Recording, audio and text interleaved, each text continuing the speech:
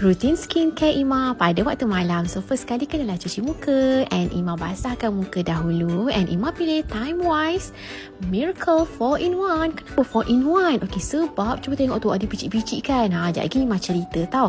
Okey, dalam ni 4-in-1 sebab first kali dia bukan sahaja untuk membersihkan, dia akan menyegarkan kulit dan juga dia akan exfoliate sel kulit mati. So tak adalah whitehead, blackhead kan. Bicik-bicik tu buatkan hidung Iema clear tau, tak ada whitehead, blackhead, dan juga dia mencerahkan.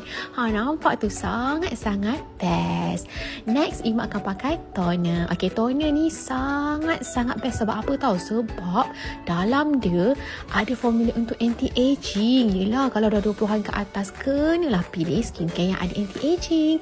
And ini adalah rahsia pori Iema nampak halus. Okey, ini pula adalah booster favorite Iema yang akan menguatkan skin barrier. Dalam dia ada ceramide. So kalau anda nak kuatkan skin barrier, boleh pakai booster ni. Okay, alright, so next Iema akan pakai Iema punya tada, tengok ni.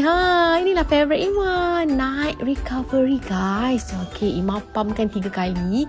Cuba tengok tu, dia ada bicik-bicik tau, and beads tu dia akan pecah kalau kita sapu kat muka, and vitamin tu fresh keluar kat muka. Bestnya. Okay, ini pula adalah antioxidant moisturizer. Okay, antioxidant moisturizer ni sangat-sangat best sebab dia cepat meresap and dia rasa sangat-sangat ringan. Tak ada pun melekit ke berminyak, tak ada. Sangat selesa. Next adalah eye cream.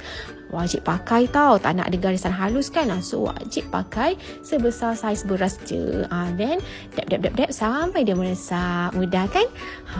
So kalau anda berumur 20-an ke atas, boleh pakai skincare routine ni. Selamat mencuba.